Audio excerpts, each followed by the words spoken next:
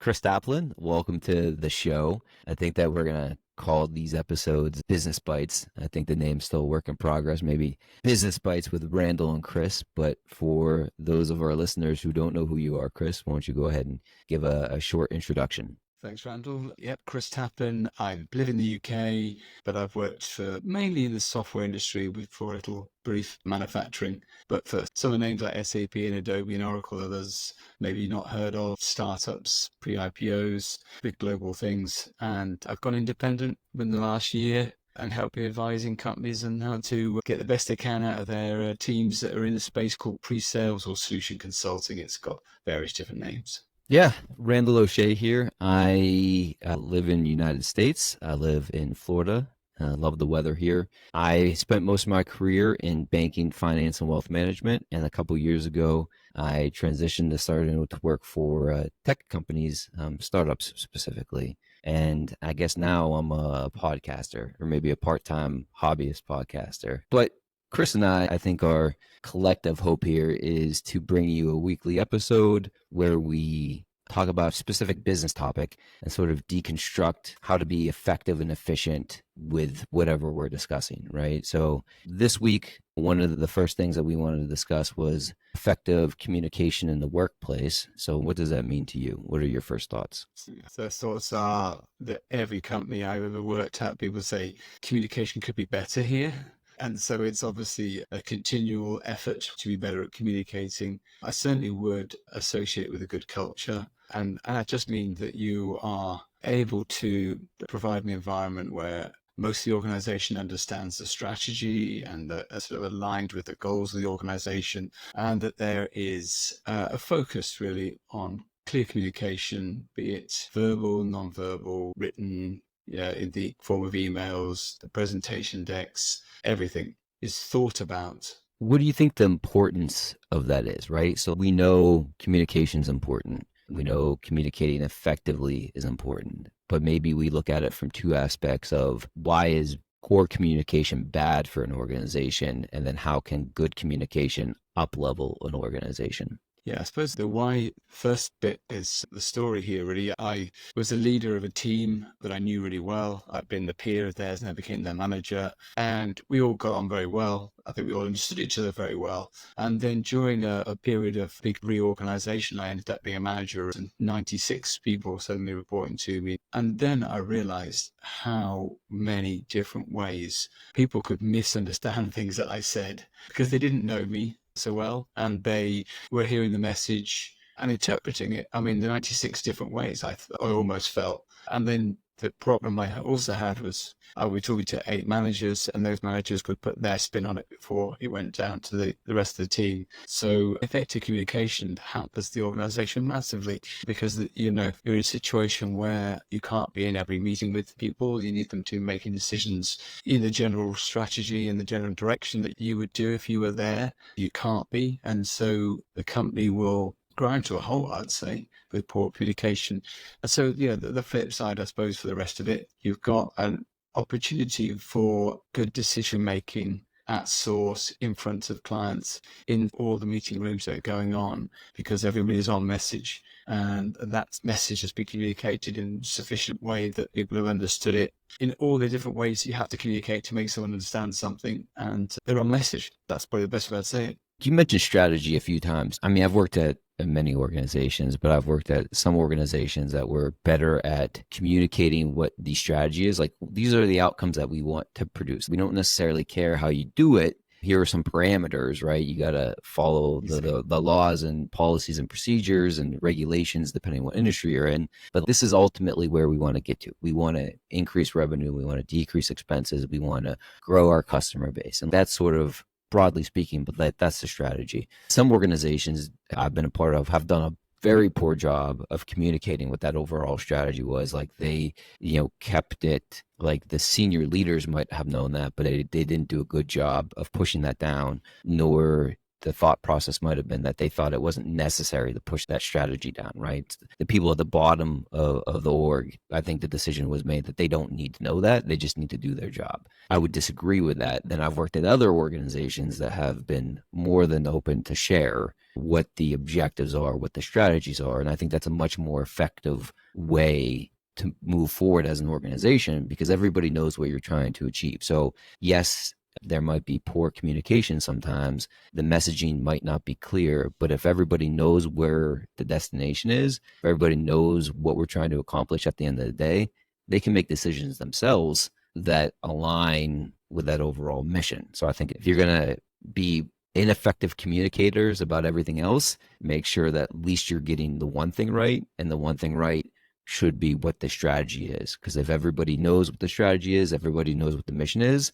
they can make their own decisions. And hopefully more of those are the right decisions that move themselves and the organization forward and not steps back. And then as a leader, some of the decisions made, maybe they weren't the right ones, but then that's where you can coach and influence and guide how they're going about their day, how they're going about their work. Have any thoughts on that, Chris? Yeah, I think it just kept focusing on strategy because the other sort of definition of your problem statement could be the sort of Jeff Bezos kind of, you can't use PowerPoint slides. You've got to send a discussion document round that everyone needs to be assumed to have not read it and then sit quietly in the meeting room while you read it. And then you're only discussing all those things that are communication also. I just think that I've worked in many companies where things have been moving very quickly. The company's been growing very quickly. And it's the strategy element is what I was fixing on for communication because it was vitally important that everyone understood the guiding principles that a strategy gives you to help you make those decisions, focus all of your efforts in that direction and test any other distractions. Is it driving the strategy? No, well, stop doing it. So, it's a principle you're applying to your everyday in your workplace to split the strategy. So that was much more important to me than to be worrying about whether you have to sit in the stand-up meetings only. Those are the aspects of communication. Got it. I think generally accepted principles about effective workplace communication. Active listening, I think, is a big one, whether you're working with a colleague or you're working with a client. I think active listening, we all can agree that that's important. But what is that, right? So let's get into that for a moment.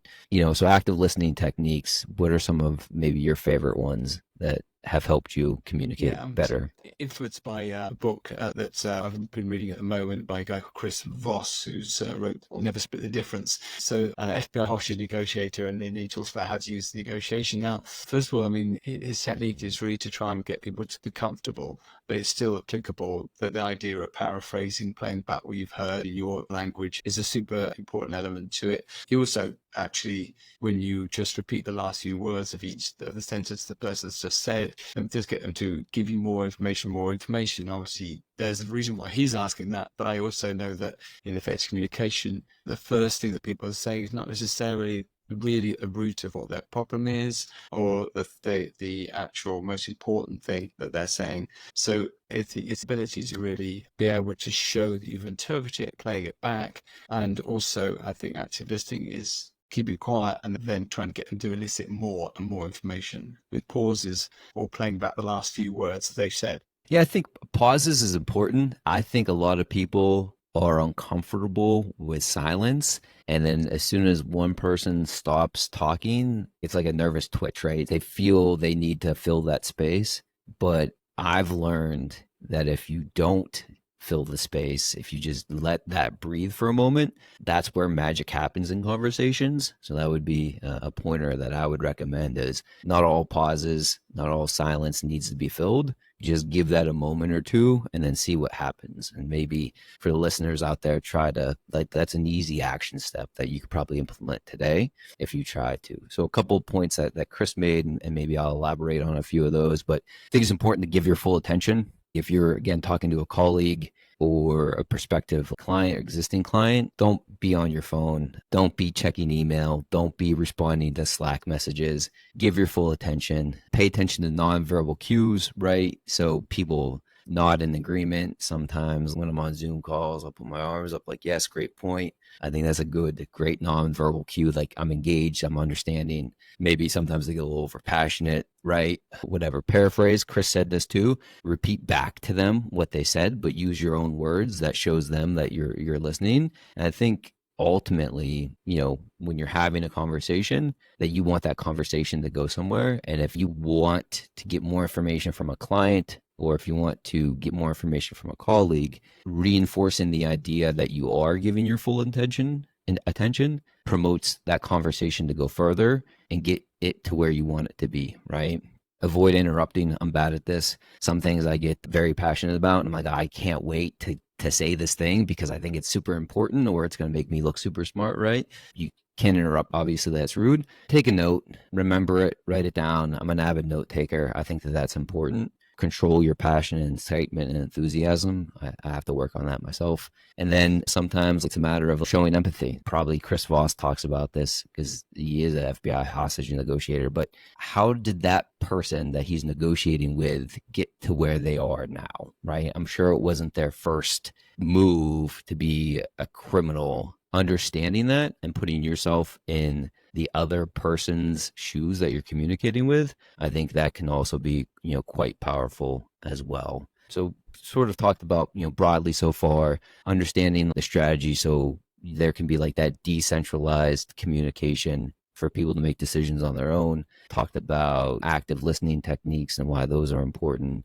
What about written communication, say like via email? Do you have any suggestions about how to effectively communicate via email? It's an interesting one actually, because I've been taught several different things during my time. Obviously, being brief and be bold and be simple. People don't have time to read a long email is where I've already come from. Some cultures, though, I came across as very rude because I was pretty sharp, just to the point, in and out. You'll notice some people email without putting hi, someone's name, thanks, such and such at the end, just the straight statement. And I had sort of feedback that I was, in certain cultures just coming across really, really rude. I've recently, as an independent consultant, been writing quite lengthy emails now. It summarizes that I've understood and listened to the meeting I've just had with a prospective client, and that I've picked up on a lot of the facts that came out. And then I'm also trying to give some interpretation and some thoughts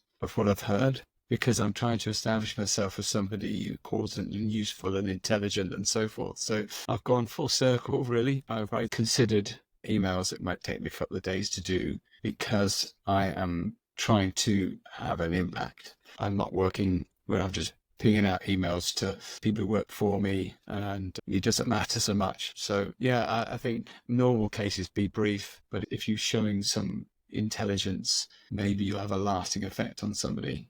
I think it's excellent advice. And one of the things I think that we talked about in verbal communication and email as well is paraphrasing, is repeat back to them what you might have heard, but this time you're writing that.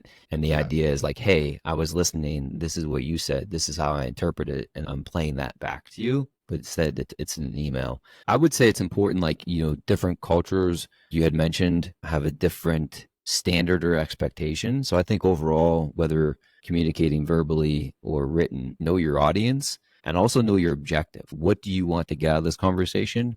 What do you want to get out of this email? And then you can write or verbally communicate to that end, right? You know what you want to accomplish. I also think again, you have to know your audience, but I think people misconstrue and confuse that you can be direct, but you can be friendly. One of the ways you can be friendly is by starting all the emails with, hey, hi, hello, good morning, good afternoon, good evening. I think that goes a long way as well, right? Basically teach myself to stop doing that after the complaints came back and come on. Yeah. It's just that I know what it was. I was probably thinking, I forget the point I was going to make. Right, a bit of a meeting is much more akin to a Teams message than it is an email. Yeah, I think that's important too. A good point about different people have different expectations, but for me, my text messages look different than my emails, right? Yeah. My Slack messages look different than my emails. So I think at least that's my perspective. Don't send me a Slack if it should have been an email, right? That's my opinion. But I think This was all good information. I learned a few things from Chris and his experiences. I hope our listeners out there were able to pick a few helpful points out of our discussion today. But before we wrap up the first episode of this Business Bites, name still a work in progress, Chris, you have any final thoughts, concerns, considerations you'd like to share? Well, I feel you just got to treat people how you wish to be treated. So, all forms of communication, I think to that point. Excellent. Thanks, Chris.